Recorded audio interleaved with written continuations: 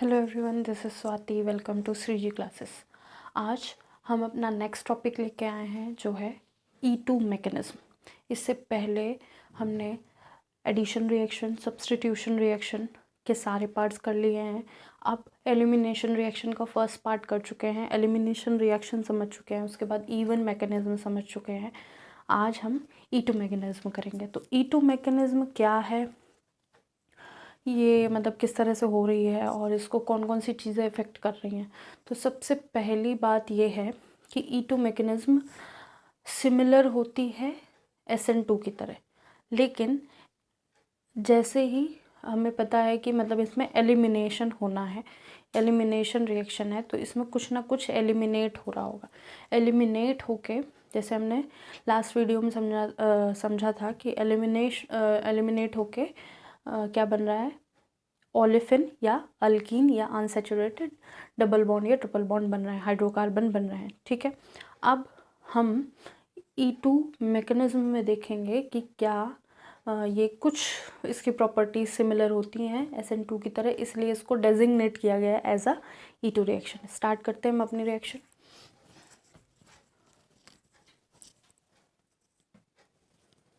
तो ये छोटा सा इंट्रोडक्शन है E2 मैकेनिज़्म का। E2 मैकेनिज़्म क्या है समझ लेते हैं। E2 मैकेनिज़्म में rate of elimination reaction, rate जो होगा एलिमिनेशन रिएक्शन का डिपेंड करेगा दोनों सबस्ट्रेट और रिएजेंट दोनों पे। अब इसको समझने के लिए एग्जाम्पल देखना ज़रूरी है। एग्जाम्पल क्या है, तो हम यहाँ पे बना लेते हैं। ये कार्बन है, यहाँ पे लीविंग ग्रुप लगा है और यहाँ पे कमिंग ग्रुप लगा है। ठीक है, सॉरी, ये लीविंग ग्रुप है और ये बेस लेके निकल जाएगा, वो वाला ग्रुप है। अब हमारे पास सबस्ट्रेट भी होना चाहिए, रिएजेंट भी होना चाहिए। ठीक है, अब हमारे पास एक सबस्ट्रेट होना चाहिए। कौन सा सबस्ट्रेट हम यहाँ पे लेंगे जो क्या कर रहा हो, हाइड्रोजन को हमारे निकाल रहा होगा। तो वो क्या होगा, कोई भी अगर हाइड्रोजन को निकाल रहा है तो वो बेस होगा। ठीक है, हमने बेस ले लिया। तो rate is directly proportional to concentration of substrate and concentration of reagent. Substrate क्या है, जो हमारा रिएक्शन में मेन पार्टिसिपेशन कर रहा है। रिएजेंट क्या है, जो साथ में और हमने ऐड ऑन किया है। ठीक है, rate is kinetically second orders. Rate of the reaction जो है वो सेकेंड ऑर्डर का है, क्योंकि दोनों इन्वॉल्व हो रहा है, ये भी इन्वॉल्व हो रहा है, ये भी इन्वॉल्व हो रहा है। इसको हमने नाम सबस्ट्रेट कर दिया, इसका नाम रिएजेंट कर लिया। दोनों को कॉमनली रिएक्टेंट भी बोल देंगे। ठीक है, सेकेंड ऑर्डर है तो इसको बाईमोलिक्यूलर भी कह सकते हैं, जैसे हमने SN2 को कहा था। इसको डेजिग्नेट करेंगे, कैसे बोलेंगे या रिप्रेजेंट करेंगे E2 से, और ये सिमिलर होता है SN2 की तरह। ठीक है, अब रेट डिटर्मिनिंग स्टेप क्या है, RDS मतलब rate determining step involves both reactant. जो हमारे बोथ रिएक्टेंट हैं वो रेट डिटर्मिनिंग स्टेप में इन्वॉल्व होंगे। मतलब फर्स्ट स्टेप है, स्लो स्टेप है, तो दोनों में क्या हो रहा होगा, दोनों इन्वॉल्व हो रहे होंगे हमारे रिएक्टेंट। फोर्थ क्या है, फर्स्ट ये था, सेकेंड, थर्ड, फोर्थ हो गया, फिफ्थ की बात करेंगे। Base abstract proton. बेस क्या करेगा, ये OH माइनस हमारा H ले जाएगा, H हमारा ले जाएगा फ्रॉम बीटा कार्बन, क्योंकि जहाँ हमारा लीविंग ग्रुप लगा होता है उसको हम अल्फा कार्बन बोलते हैं और उसके बगल वाले कार्बन को बीटा कार्बन बोलते हैं। एलिमिनेशन रिएक्शन के लिए हमने कंडीशन पढ़ी थी कि बीटा H होना बहुत ज़रूरी है, तभी एलिमिनेशन रिएक्शन होगा। ठीक है, तो बेस एब्स्ट्रैक्ट करता है, निकाल लेता है प्रोटॉन, कहाँ से, बीटा कार्बन से। साइमल्टेनियसली जिस टाइम बेस हमारा H निकाल रहा होगा उसी टाइम, मतलब एट पर्टिकुलर टाइम, मतलब कि दो कार्बन है, एक से कोई चीज़ निकल रही है, दूसरे पे पीछे से कोई चीज़ लग रही है, ऐसा कुछ हो रहा होगा। तो वैसे ही यहाँ पे क्या हो रहा है, H जैसे जैसे निकलता जा रहा है वैसे वैसे अल्फा कार्बन पे डिपार्चर हो रहा है। किसका डिपार्चर हो रहा है, न्यूक्लियोफाइल का। ठीक है, तो ये है हमारा 5th स्टेप, जिस पे हम प्रोटॉन और बीटा कार्बन साइमल्टेनियसली वर्क कर रहे हैं। प्रोटॉन बीटा कार्बन पे जो है वो निकलेगा और साथ ही साथ ये निकलेगा, ठीक है। तो मतलब जैसे जैसे H बेस के साथ निकलता जा रहा है वैसे वैसे X हमारा निकलता जा रहा है, ठीक है। तो डिपार्चर ऑफ, फिर से पढ़ लेते हैं ये स्टेप। से बेस एब्स्ट्रैक्ट करता है proton from beta carbon, simultaneously departure of nucleophile from alpha carbon. उसी टाइम पे हमारा अल्फा पे जो लिविंग ग्रुप है या न्यूक्लियोफाइल है वो लीव करेगा। इन ट्रांजिशन स्टेट, एक इनकी ट्रांजिशन स्टेट बनेगी। ये स्टेप पढ़ लीजिए, उसके बाद दोबारा से रिएक्शन हम इसी स्टेप में शो करेंगे। इसको हटाने के बाद एग्जाम्पल में सारी चीज़ें फिर से बता देंगे, ठीक है। जब ट्रांजिशन स्टेट की बात करेगी तो ट्रांजिशन स्टेट लो एनर्जी होती है अल्फ़ा बीटा कार्बन्स। तो क्या होगा, जब ट्रांजिशन स्टेट होगी तब alpha beta carbons attacking base are coplanar. Coplanar मतलब जब ये सब कुछ हो रहा होगा तो ये H, ये X, ये कार्बन और अटैकिंग बेस ये क्या हो रहे होंगे, कोप्लेनर हो, एक ही प्लेन में होंगे, एक ही प्लेन में सारा काम हो रहा होगा। अभी ये दिखा दिया जाएगा एग्जाम्पल के through. Two leaving group H और X क्या है, हमारे leaving group must be trans to each other. Trans होंगे मतलब एक दूसरे के अपोजिट होंगे। अगर एक यहाँ से अटैक कर रहा है तो दूसरा यहाँ से निकल रहा है, ठीक है। बेस अटैक करके ले जा रहा है तो दूसरा वहाँ से निकल रहा है। अब ये इसलिए बोला गया है क्योंकि अगर यहाँ हम X लगा देते, बाय चांस हम यहाँ X लगा देते और हमारा बेस यहाँ से एब्स्ट्रैक्ट कर रहा, तो यहाँ इतना स्पेस नहीं होगा, यहाँ बल्कीनेस पड़ जाएगी, जिसकी ऐसा नहीं कि नहीं होगा, होगा, लेकिन अपने सिस्टम को ये जो साइमल्टेनियस प्रोसेस हो रहा उसको स्टेबल करने के लिए ये लिविंग ग्रुप ट्रांस लगे होने चाहिए। लिविंग ग्रुप और H हमारे ट्रांस में लगे होने चाहिए, ठीक है, ट्रांस टू ईच अदर। आप एक सेकंड ये देख लीजिए, इसके बाद पूरी चीज़ें हम एग्जाम्पल में फिर से समझाएंगे।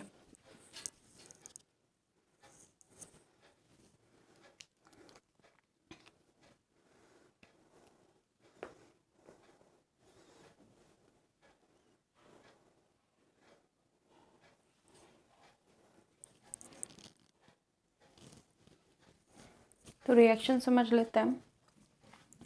हमारे पास क्या है, ऐसा कोई सबस्ट्रेट है, ठीक है, ऐसा कोई सबस्ट्रेट है या रिएक्टेंट 1 कह सकते हैं। उसको हमको चेंज करना है इस फॉर्म में, ओलिफिन में या अल्कीन फॉर्म में चेंज करना है, या अनसैचुरेटेड हाइड्रोकार्बन में चेंज करना है, ठीक है। तो अब ऐसा पॉसिबल कब होगा, जब हमारे पास एक रिएजेंट होगा जिसको हम बेस बोलते हैं। बेस यहाँ पे OH माइनस ले लिया गया है क्योंकि हमें H को एक्सट्रैक्ट करना है, ठीक है। बेस ले लिया जिसमें हमारे पास OH माइनस है, ठीक है। अब क्या करना है कि बेस ने, ये स्ट्रक्चर है ऐसा, इसके साथ बेस रिएक्ट कर रहा है, तो ये दोनों एक साथ काम कर रहे हैं। जब ये दोनों एक साथ काम कर रहे हैं तो ऑर्डर ऑफ द रिएक्शन क्या होगी, सेकेंड ऑर्डर, ठीक है। अब नेक्स्ट स्टेप क्या है, नेक्स्ट स्टेप में क्या होगा, जैसे जैसे OH H को निकालता जाएगा वैसे वैसे सेकेंड बॉन्ड जो अनसैचुरेशन क्रिएशन हो रहा है वो बनता जाएगा, वैसे वैसे ही X हमारा हटता जाएगा, ठीक है। तो ये है ट्रांजिशन स्टेट जिसमें साइमल्टेनियसली जो हाइड्रोजन और लिविंग ग्रुप X है एज अ न्यूक्लियोफाइल निकल रहे हैं, ठीक है। तो ये हमारा ट्रांजिशन स्टेट है जहाँ पे एनर्जी क्या होगी, लो होगी, और इस पूरे चेंज में क्या हो रहा होगा, carbon, alpha carbon, beta carbon, base, coming base या कमिंग ग्रुप, सब क्या होंगे, सेम प्लेन पे होंगे, सेम प्लेन पे होंगे तभी डबल बॉन्ड बन रहा होगा, ठीक है। अब जो हमारा रेसिपिएंट है, मतलब रिजल्ट, एज अ रिजल्ट या उत्पन्न होगा, क्या उत्पन्न होगा इन सबसे? Double bond. अब हमारा H2O बन गया है, बेस के साथ H मिला के H2O बन गया है, X minus as a leaving group leave कर गया है। अब हमारे पास क्या बच गया है? डबल बॉन्ड आ गया है। तो जब ट्रांजिशन स्टेट में बेस अटैक कर रहा होगा, X लीव कर रहा होगा, तब हमारा रेसिपिएंट पाई बॉन्ड बन रहा होगा। रेसिपिएंट पाई बॉन्ड मतलब उत्पन्न हो रहा होगा पाई बॉन्ड। और इस सिचुएशन को जो साइमल्टेनियस पूरा हो रहा है वो क्या है? Transition state. लो इन एनर्जी होगा और हमारा अल्कीन या ओलेफिन टाइप का मिल जाएगा। अगर यहाँ पे कोई H है और इसको हम दोबारा इसी तरह कुछ कराना चाहें तो इसको हम, यहाँ पे रेस्ट्रिक्शन हो जाएगी, ये तो ऑलरेडी प्लेन में है, ठीक है। यहाँ क्या है? यहाँ ये कार्बन है, कार्बन के साथ 3 और एलिमेंट लगे हुए हैं और साथ में कार्बन लगा हुआ है। मान लेते हैं कि ये जो मेरी मुट्ठी है ये कार्बन है, एक एटम ऐसे लगा है, एक एटम ऐसे लगा और एक एटम ऐसे लगा है, ठीक है। जब ये एटम ऐसे लगे हैं, ठीक है, जब ये एटम ऐसे लगे हैं तो ये सारे एक प्लेन में नहीं है, ना ये एक प्लेन में, ना ये एक प्लेन में, ना ये एक प्लेन में, डिफरेंट डिफरेंट प्लेन। ये हो सकता है दोनों एक प्लेन में हो, ये हो सकता है दोनों एक प्लेन में हो, वो बाकी चीज़ें बाद में समझते हैं, लेकिन पहली चीज़ हमें ये समझनी कि एक प्लेन में नहीं।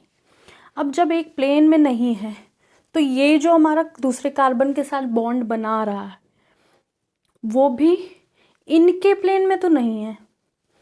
अब क्या किया है? जब हमने डबल बॉन्ड बना दिया है, जब डबल बॉन्ड बन गया है तो क्या हो रहा है?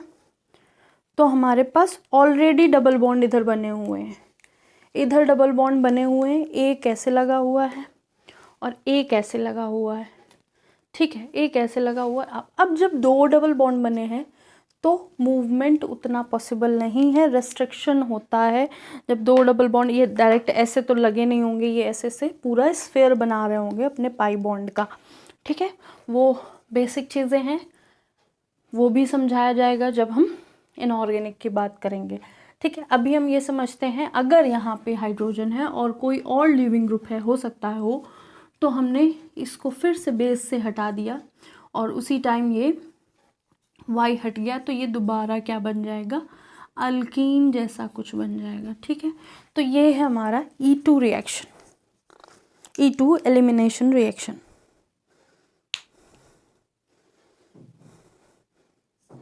अब हम नेक्स्ट इसका एग्जाम्पल देख लेते हैं, या E2 रिएक्शन, और नेक्स्ट देखेंगे उसके बाद E2 रिएक्शन फैसिलिटेट कैसे हो रही है, मतलब E2 रिएक्शन के होने के लिए क्या क्या फैसिलिटी होनी चाहिए तभी होगा। मतलब कोई भी चीज़ एनवायरनमेंट में होती है तो उसके पहले वो एक एनवायरनमेंट, ये एटमॉस्फेयर क्रिएट करता है। जैसे बारिश होती है तो बारिश से पहले बादल बनते हैं, बादल से पहले इवेपोरेशन हो रहा होता है, ठीक है। तो इवेपोरेशन से पहले क्या हो रही होगी? हमें धूप चाहिए होगी या ऐसा टेम्परेचर चाहिए होगा जिसकी वजह से इवेपोरेशन हो, फिर कंडेंसेशन हो, फिर बारिश हो। तो ये सारे प्रोसेस एक चाहिए। तो वैसे ही E2 को होने के लिए फैसिलिटीज़ चाहिए, ठीक है। नेक्स्ट हम इसका एग्जांपल देखते हैं। अब जो हम नेक्स्ट चीज़ समझ रहे हैं वो E2 रिएक्शन में क्या है, एग्जांपल है हमारा। एग्जांपल में क्या होगा? एग्जांपल में ये होगा कि जो क्या कहते हैं, हमारा बेस है वो क्या कर रहा है? एक हमारे H को ले जा रहा है, उसी टाइम Cl निकल रहा है और उसी टाइम डबल बॉन्ड बन रहा है या पाई बॉन्ड का प्रोडक्शन हो रहा है या पाई बॉन्ड फॉर्मेशन हो रहा है, ठीक है। तो ये है हमारा रिएक्शन। जब अल्फ़ा और बीटा कार्बन पे लिविंग ग्रुप और H एज ट्रांसपोजिशन लगे हों तो ये जो रिएक्शन है वो फास्ट रिएक्शन होगी। हमने कहा था कि अगर सिस पे लगे होंगे तो क्या होगा, तो सिस पे लगे होंगे तो वो भी देख लेते हैं एक बार। सिस पे लगे होंगे तो क्या होगा? तो अगर कार्बन, डबल बॉन्ड कार्बन है और हमने COOH यहाँ लगा दिया COOH यहाँ लगा दिया और हमने H यहाँ लगा दिया, Cl यहाँ लगा। अब बेस आएगा इधर ही से, लिविंग ग्रुप हो रहा होगा इधर ही से। तो ये जो बनेगा, ऐसा नहीं है कि carbon triple bond carbon COOH और COOH नहीं बनेगा, बनेगा लेकिन ये स्लो होगा, ठीक है, क्योंकि यहाँ पे कुछ ना कुछ हिंड्रेंस आ गई होगी, ठीक है। अब हम बात करते हैं फैसिलिटीज़ जो होती हैं हमको E2 रिएक्शन के लिए जो नीड्स होती हैं या रिक्वायरमेंट होती हैं या थर्ड क्या होते हैं, फैसिलिटीज़ बोल सकते हैं, फैसिलिटी, ठीक है। ग्रीन से हमें लगता है थोड़ा सा डल दिख रहा है, हम रेड इस्तेमाल करते हैं। तो अगर ब्रांचिंग है अल्फ़ा बीटा कार्बन में तो मोर स्टेबल ओलेफिन बनेगा। ब्रांचिंग है मतलब अगर यहाँ पे 3 ब्रांचिंग है और यहाँ कार्बन लगा तो ये बहुत स्टेबल बनाएंगे कंपैरिजन टू यहाँ पे अगर 2 ब्रांचिंग है तो, ठीक है। अगर बहुत सारी ब्रांचिंग है तो जो हमारा ओलेफिन बनेगा या बॉन्ड बनेगा, डबल बॉन्ड या ट्रिपल बॉन्ड जो भी बन रहा होगा वो स्टेबल बनेगा। अगर हम स्ट्रॉन्ग बेस लेते हैं जिसका कंसंट्रेशन बहुत हाई रहता है तो स्ट्रॉन्ग CH बॉन्ड को ब्रेक कर देगा। ये बात बहुत ध्यान रखने की ज़रूरत है क्योंकि CH बॉन्ड बहुत स्टेबल बॉन्ड है, कार्बन जो है वो सेकेंड पीरियड का है, हाइड्रोजन फर्स्ट पीरियड का है, दोनों का बॉन्ड फॉर्मेशन स्ट्रॉन्ग होगा रिस्पेक्ट टू अदर। अगर थर्ड ग्रुप या अगर हम Cl के साथ जोड़ दें कार्बन को तो वो बॉन्ड वीकर होगा, ठीक है। तो स्ट्रॉन्ग बॉन्ड हमें स्ट्रॉन्ग बेस चाहिए हमको अगर हमें CH का बॉन्ड ब्रेक करना है तो, ठीक है। थर्ड है सॉल्वेंट। सॉल्वेंट की पोलैरिटी लो होनी चाहिए, मतलब लेस पोलर होना चाहिए, मतलब जैसे DMF या DMSO होंगे तो वहाँ लेस पोलर होगा। अगर पोलर ज़्यादा होता है तो हो सकता है वो एब्स्ट्रैक्ट कर दे या रिएक्शन होने ही ना दे। इस पे देख लीजिए 10-5 सेकेंड इसको देते हैं, फिर हम नेक्स्ट बात करते हैं अपनी।